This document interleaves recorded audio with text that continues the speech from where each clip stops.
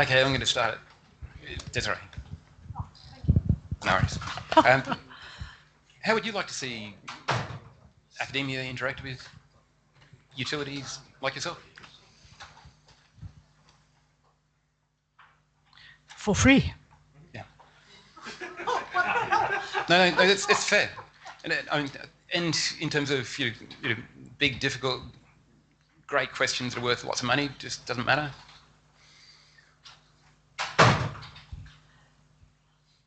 So academics, the advantage academics have in industry is they have a reputation of being understood as being very clever. Industry tends to look on their own engineers as questionable.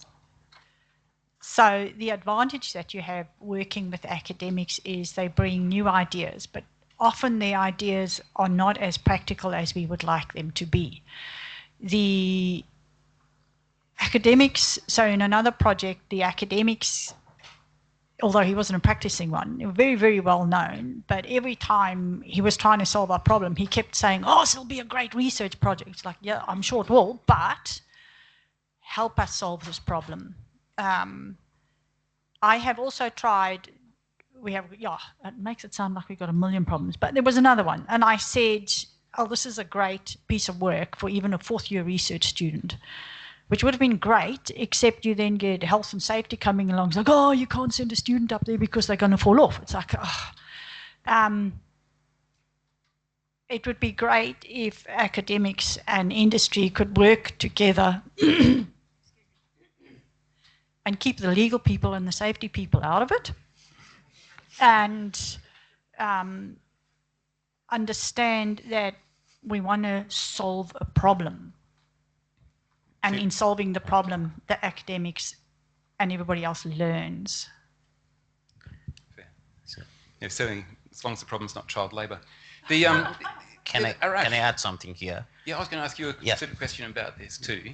Like, I view the failure of LQ as being sort of something that the wise Andrew Potts once told me, which is don't drink your own bathwater, which is something that I think that Metro need to be wary of in terms of developing their own sensor systems. The franchise, yeah.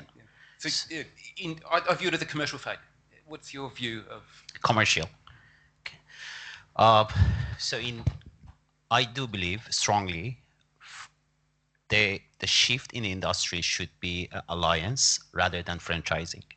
Like what I'm saying, franchise, I touched base in my presentation earlier.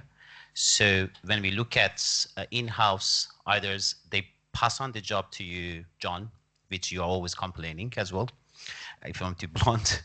And also if they want to take initiative and do in-house, like what LEQ wanted to do for Track, it shows, I'm not saying it's a failure, I'm showing is not great and successful application. So when I'm talking about alliance, talking about the infrastructure project model, like in-house team and the contract, like a PPP project, like a partnership, like what's happening in the Victoria now is great because the big project, all alliances, but we don't look at that model to be applied in the structural monitoring or in the asset management. Because when you have alliance, so there are loss and gain as an industry partner, can be academia, and also as an asset owner. So they lose together, they gain together. So that's the model I have in my mind. I guess I'm very familiar with Metro Trains Sydney, which is a PPP project, and it's a complete basket case because there's a whole lot of finger pointing sideways that no one's responsible for anything in the end. And Colin, what's your perspective of industry and the industry relationship? How do you want to interact with developers, utilities in your own research? Yeah, I probably shouldn't be here in a way because I'm an academic, but I did start off in industry, and I'm passionate that as engineers, our job is to change things for the better. It's not to produce papers that nobody reads.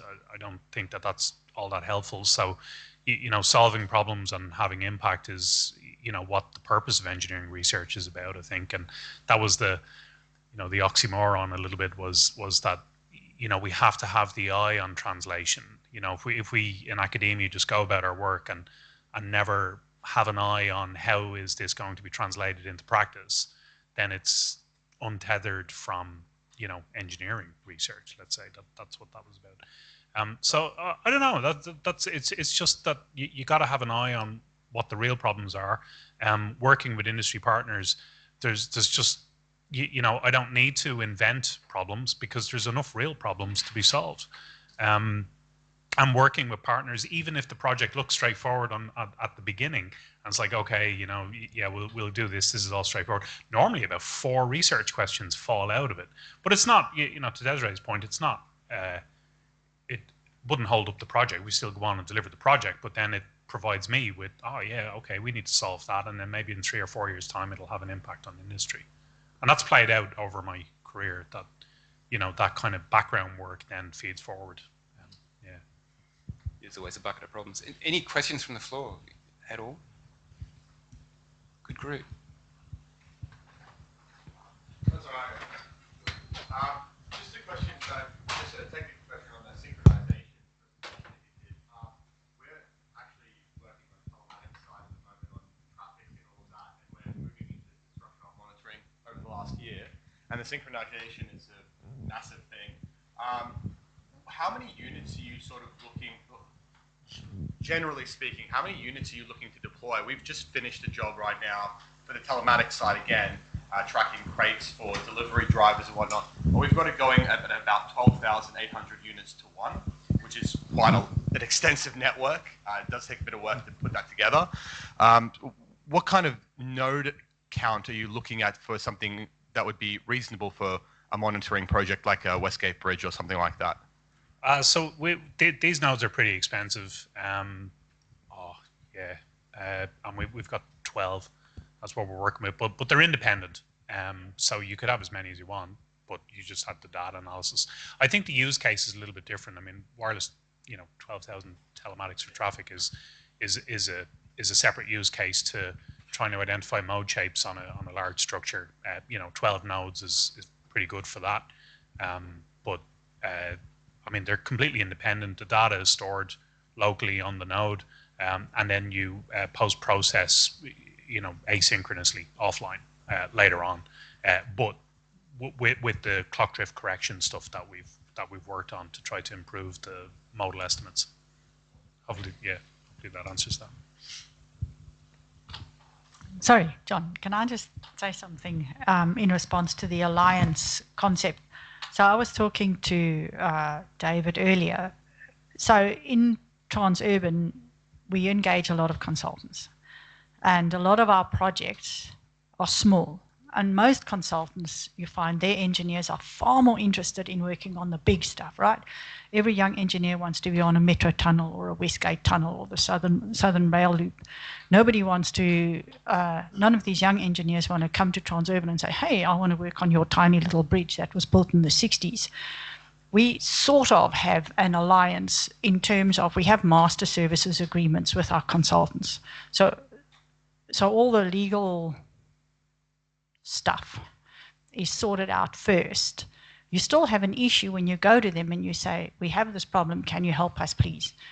And again, half the problem there is that internally the consultants have got their own project management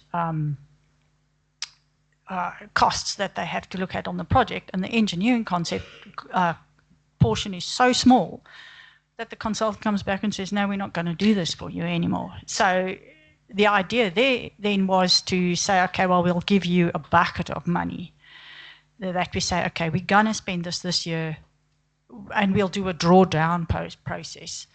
The alliance part there then is you need to have some kind of risk sharing where you're going to say, okay, yes, well, I can't guarantee I'm going to spend 100% of this, but maybe just 75%. Would you reckon that's falling in line with your alliance concept? Okay, I have a question. So are we talking about the single asset or talking a network of asset? So my point was basically when talking about alliance, so let's say Transurban, I really don't know, I don't have inside information, but the asset is being managed internally, and when they want to evaluate, inspect, they engage a consultant, right? So the idea of asset management as an alliance, which means you have not one consultant or 10 panels. Like I was having the same issue with MTM. We reached out to MTM and they said, no, these next 2 years we have already panel.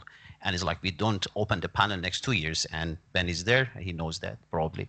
And so my point was having a list of consultants, let's 2 consultants, internal team, project manager team, and defining like, let's say you have hundreds bridges, and you basically delegate the responsibility of profitability of those assets to that alliance. Everyone share the gain and loss. If you win, they get basically a portion of that money. So there is an incentive for that alliance. Everyone put together effort to achieve that KPI. Not only a single bridge alliance or 2 bridge. I'm talking about a network or a basket of assets. That's my opinion on the alliance. Thank you. Can I answer on this one, Ashraf? No matter what model you look for the partnership, they do have advantages and disadvantages. What I see is more fit for the purpose. For DCC, it depends on the project. The size, agree. Like MRPV, we do have a PDA. That is called Project Delivery Approach. We used to have a PPP, got some disadvantage, and draw down all the project. So I guess important thing is see what is a fit for the purpose. And answer your calling question, I read your paper quite a lot. Not say industry don't read your paper, especially the modified compression field theory and load rating assessment. That is a good paper. I think that need to translate to some sort of guideline. It's fantastic, a lot of good information there. But I guess the missing part is academia not really focus on the guideline, focus on the publication. So I really encourage work with the other real asset owner, transfer that good information as a guideline. This just not mentioned about understanding. I think it's the most academia. They need to understand government operation and how government they run the business. That is the big part, because all the academia they got the talent, very good idea coming in, but they haven't thought about change management. They just tell you this is a thing going to implement, but come to change management is very hard. So they have to understand where are they sitting, how to influence the government to accept that and adopt in their operation. That's quite a challenge to understand how government's thinking and acting. Yeah. Can I ask you a question, John? So I've seen you presenting last year and talking about the project, fantastic project, really. I'm following you guys, also Rockfield, are doing really amazing jobs, very technical. But I want to understand, where is your thought on why, even you're doing those fantastic jobs, you are not getting that appreciation? Last year in the Bridge Conference in Gold Coast, you were talking about ARTC, you were complaining about payments, and you're not getting anything back, and you're still doing it. And today I saw the same thing, right? Where is your thought on that? What's happening? Yeah, I think that last year's presentation was all on value. And I think that what I really tried to transfer in that was not just whinging about ARTC, but to say how wonderful the work is that we're doing with TMR and how much fun it is and what a great team. And the intent was that, you know, pearls before swine, you can impress some people with doing really good work, and you can never impress some people with really good work. And you end up working a whole lot more from the people who appreciate good work. And so I think that value is there. You know, TMR, invaluable, a critical part of our asset management, making decisions about it, it's worth squillions to them. It's just unimaginable that they turn those systems off. That's kind of pretty impressive. The fact that we haven't managed to sell any of those to Vic Roads, stunning. But, you know... Do you think the client, I always say to my teams, the client perception is our reality. Do you agree with that? In the business terms, right? We want to make our business profitable. So if the client's perception is not there, whatever we do, it's not appreciated. Yeah, I think appreciation's in the art of the beholder. Yes, it's true to an extent. I think you can just give rubbish and that's still rubbish to everybody. But in terms of really giving value and giving insight, you've got to have somebody who's prepared to do it. And I think that for me, the ARTC model, which is develop a market for this stuff, develop an understanding internally, have an entire department dedicated to consuming data and making better decisions with it and understanding how to use it. That's the model. And then we're able to sell these high-tech tools to that market. What we lack in a lot of the other utilities is a depth of understanding and experience, and they just a lot of organisations just think you're pulling the wool when you present anything that's technical that's beyond their understanding, and that becomes really difficult. It's sort of that conversation. And I think that the reason we're so successful with TMR is because they're so sophisticated as a client. Can I add something on this one, Ashrat? I guess selling to the client, important thing, you need to know their problem or the issue. And you need to get them to acknowledge that is the value. If they don't see the value, they won't buy it. Just a simple thing. iPhone, smartphone, no matter how expensive, people see the value, they pay the money. Can I ask last question from you? So you're saying TMR, because I know TMR is very experienced and technical people there. I know TMR people. So your TMR people are educated. That's why easier to work with them, right? What I'm saying is like, I mean more educated in terms of SHM, right?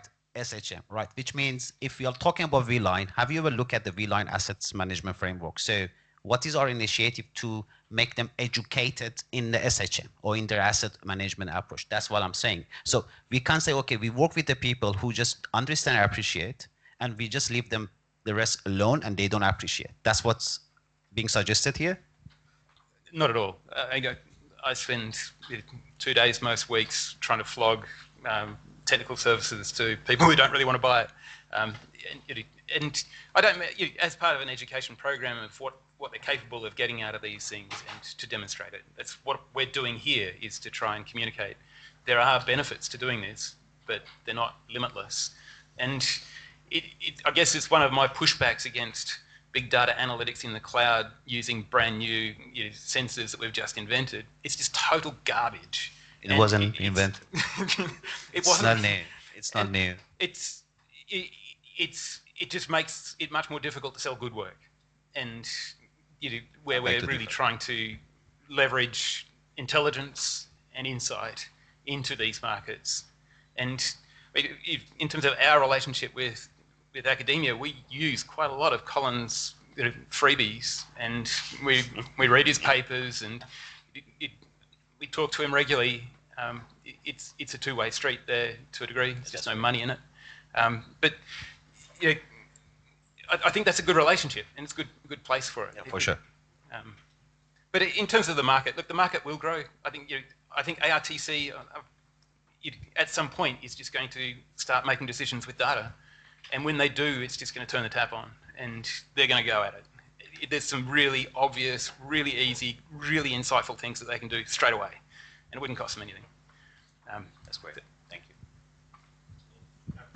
you. Can I just sort of build on that with 2 points? And again, this is the broader industry perspective. I mean, what we all tend to do, quite rightly, is focus on, and we're protective of, the very good engineering and science-based work that we do. But in the bigger world, there's two other things going on. There's the economic or the finance reality. And so what I'm saying with that, those that do or don't have dollars to fund research varies. Those who have the ability to do the work varies. Those who get the benefit from the outcomes will be different, and those who can make a financial profit out of it are different.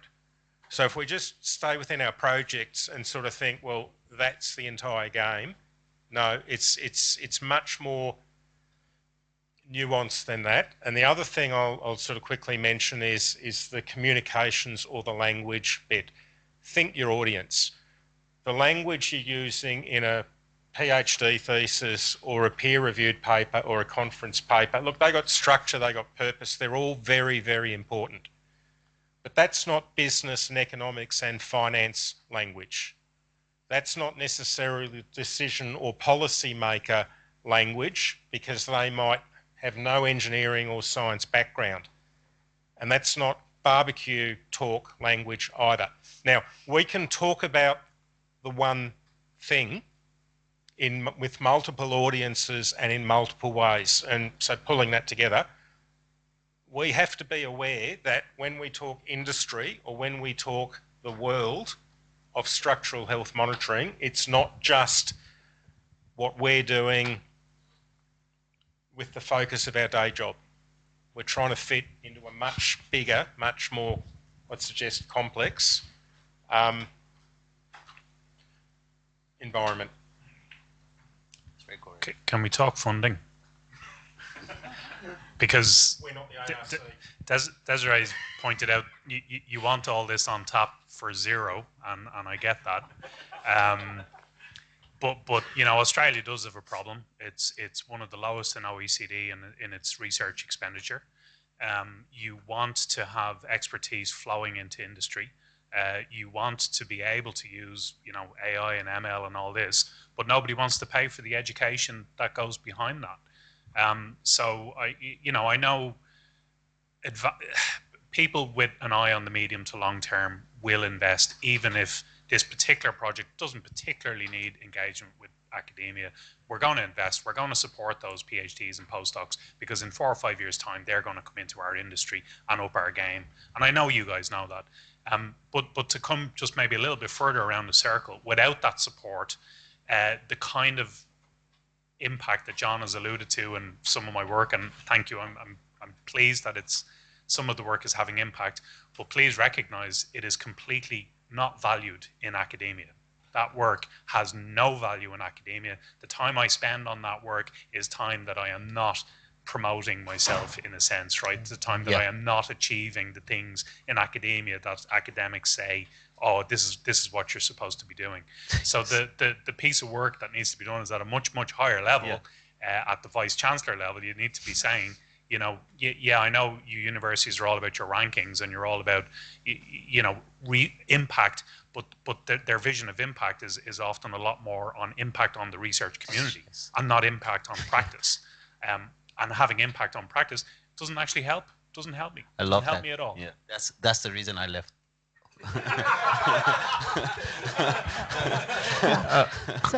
Corinne, I appreciate what you say. I hear that very a lot.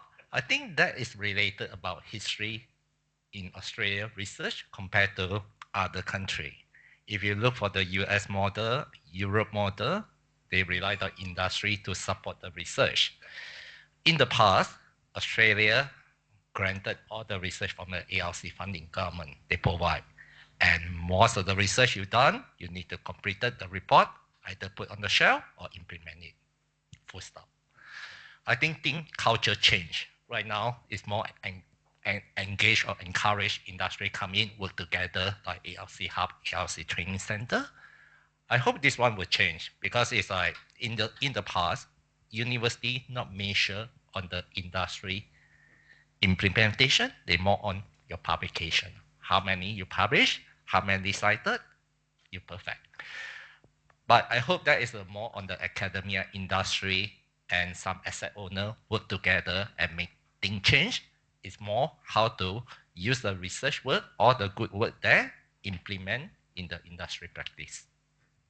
So just to come back to that whole bit about the free thing, yeah. And we also tried to download PYCBA, and similar to the issues we had, it was a monument, and that was ITS, and they didn't realize that it's got all these dependencies, and I'm still 6 months later trying to get this jolly thing working. But the other thing that we deal with as engineers sitting in Transurban is every time, and they all go, oh, yep, we want data, informed decisions, all this about data. And you say, okay, great, let's do this work. And then the latest buzzword that all our engineers get thrown with is, oh, you're so into analysis paralysis. And it's like, what the hell is that? You know, and you say, well, we've got all this data. You've actually got to look at it and understand what it is.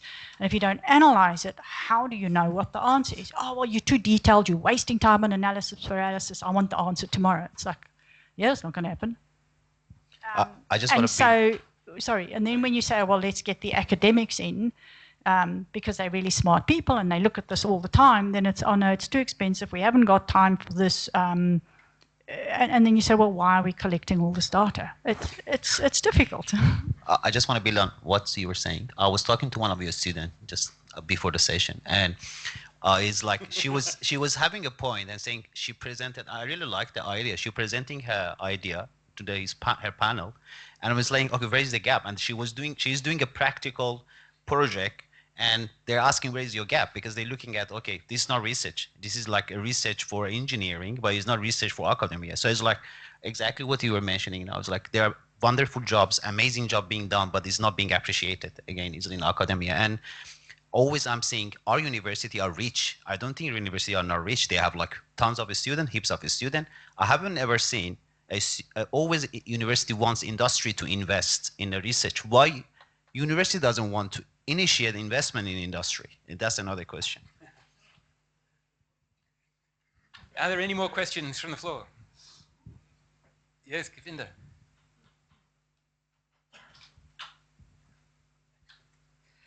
Thank you. It was a fantastic discussion, and I've been sort of reflecting on most of the comments that you're having, and particularly Thomas, your comments around sort of just we are sort of speaking two different languages and trying to achieve the same outcome, and getting a lot of different stakeholders involved in that.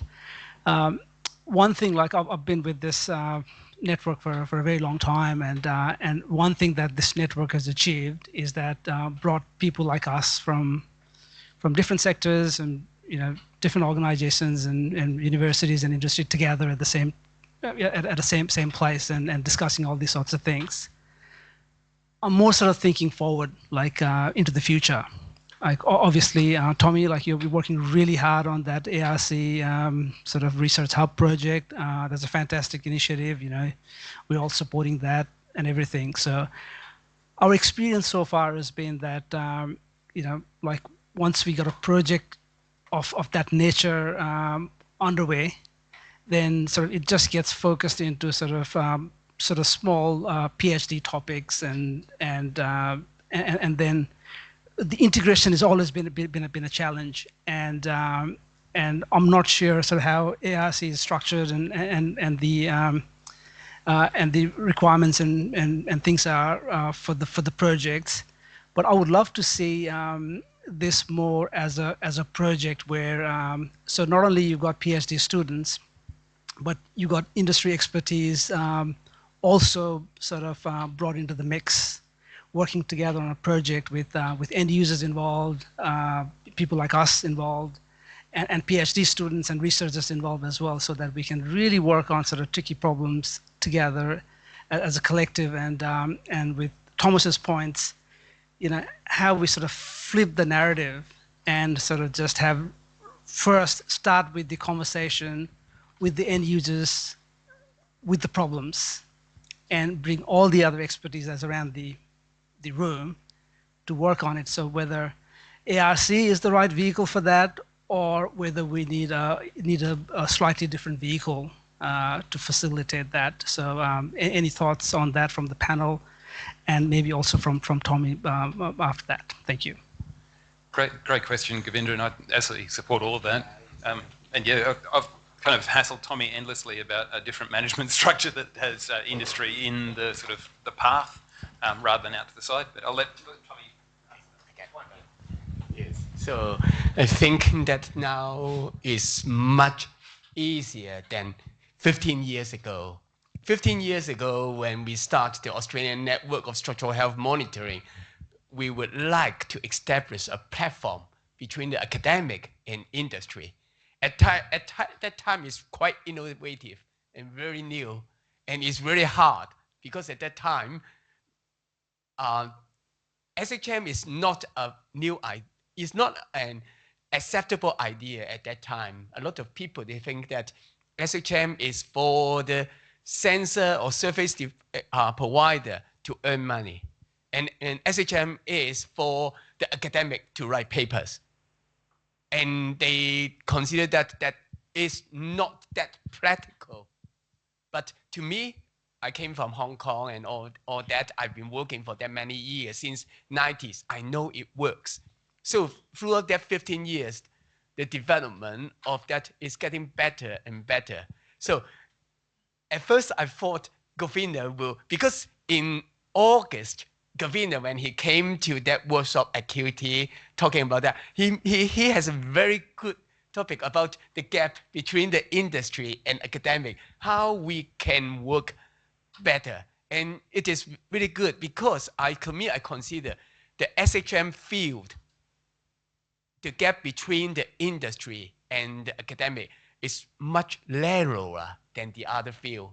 We are really working together towards something, but we also accept that they, at the moment, it's not perfect and there are a lot of rooms for improvement. But I think that just like now in the panel discussion and all that, it seems that we know the problem exists, but we would like to overcome it so that we could have better future for the benefit of the country. So I'm not saying that ARC Hub is perfect, but I'm saying that these can make our noise louder. So because even though we have 5 million from the ARC and 6.5 million from the university, plus the industry, added together is just 11.5 million. It's not much. We can't do a lot of things from there. And also we have only 15 projects, etc. But with that establishing together with ANSHM, we can make our noise louder. And Ash keep saying that education, because at the moment, 15 years ago, they need more education. Even now, you can see that a lot of people, they have a very different concept of SHM and very different expectation. And when we are talking about expectation management, because of that, it caused a lot of trouble. But now, it's better than 15 years ago. But I hope we will walking along the right direction and will be better and better. So every year, I thank you so much. You come over here to share your will. And then we also, not only your will, our relationship is getting stronger and stronger. And we trust each other more and more. So I think in terms of the SHM field, we are heading towards a very good direction. John, can I just respond to the last two? I mean, you touched on lots of points, and I'll try to be very brief on that, and then I guess share another thought that the network can consider about perhaps a way forward or opportunities with the forward. I mean, the funding issue, yes, I think there's a role for the ARC.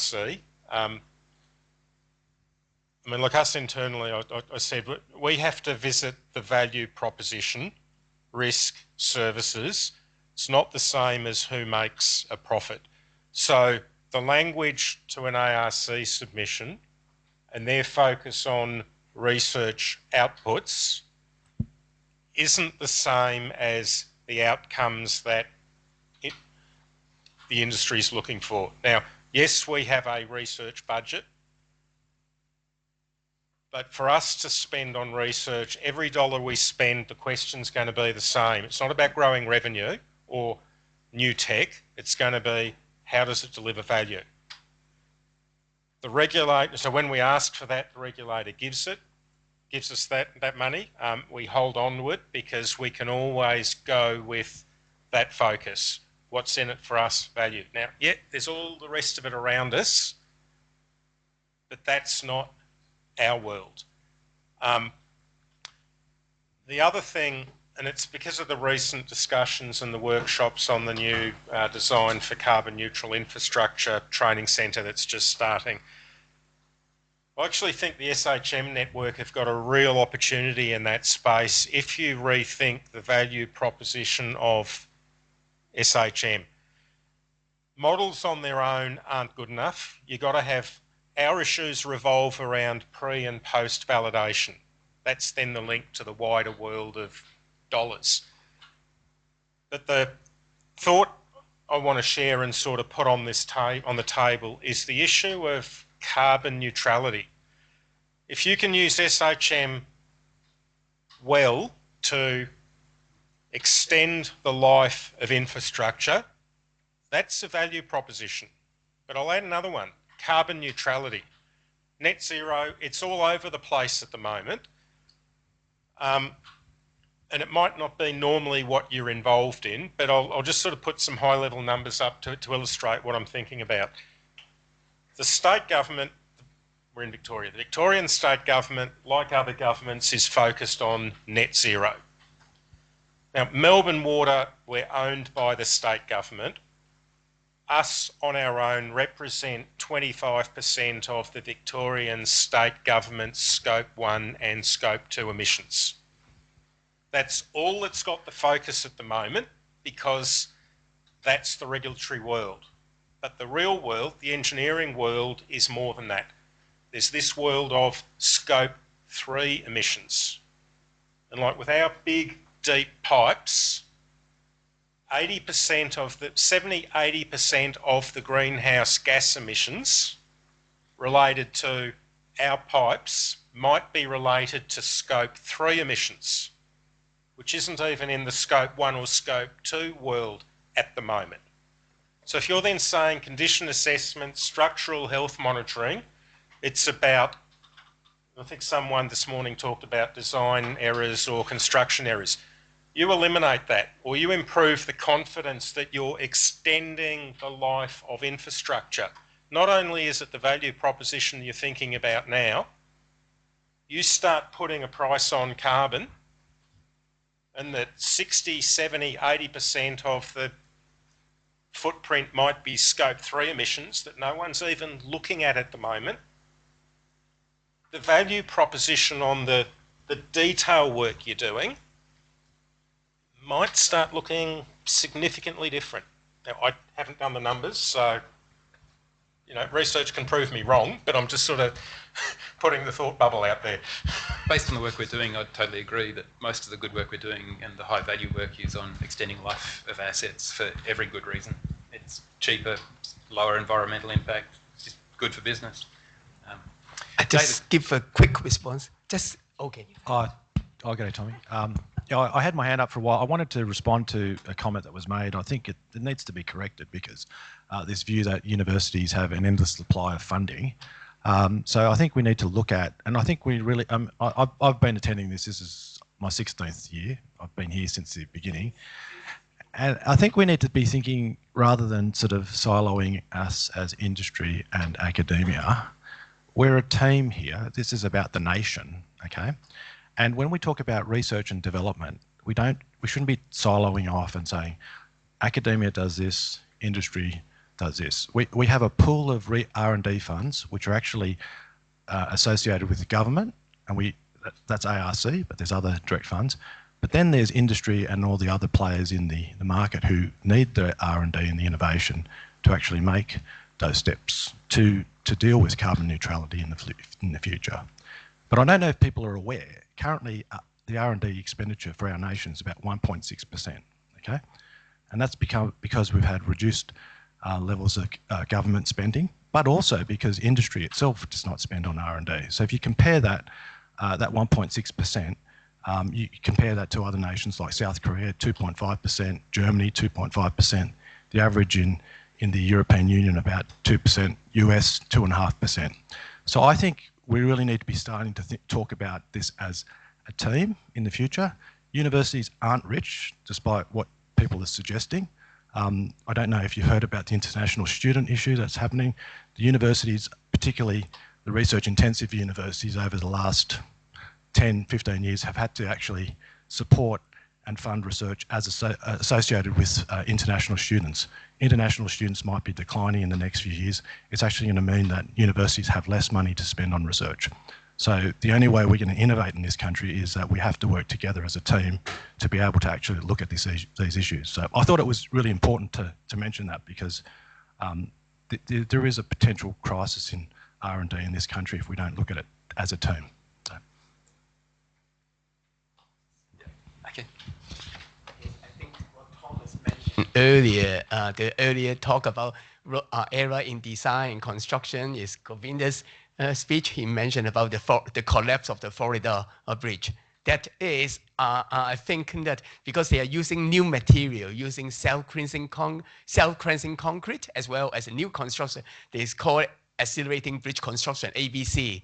So all these together with those net zero or decarbonization, all that is a lot of time we are thinking only of achieving that net zero and all without considering whether they are ready or not. So SHM can have a value. So these are the ARC hub that we are working on. It's just how we can make sure we can know that for those more sustainable, more environmental friendly material or construction, are they good for the infrastructure? Or that then throughout the on-site monitoring and digitization and all that, that could be helpful a little bit. So that's what my response is.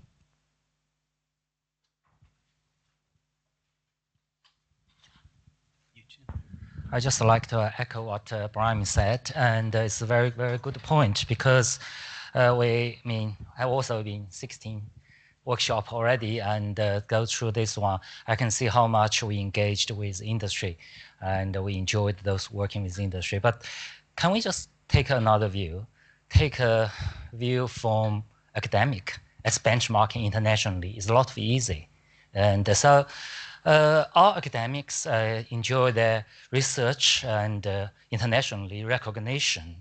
And our sort of the counterpart also like in Europe and in US, and they're doing great job, and we're doing similar, and they got industry support, and they enjoy those ones, they can apply.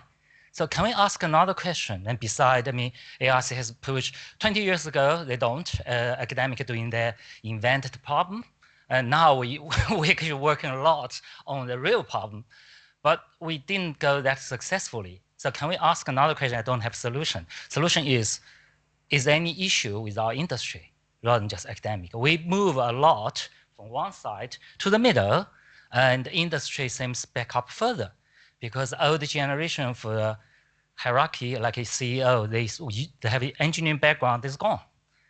Take some, I don't want to use some company as example, and decision were made by the content or those people. So there's nothing wrong with them. They have the perspective. There was a gap there. We talk about education of SHM. But how can you education person? We're doing education because university. How do you educate your students that are not willing to be educated? Okay, that's my comments. All right. Thank you all for the questions and for the panel. If we can thank the panel formally.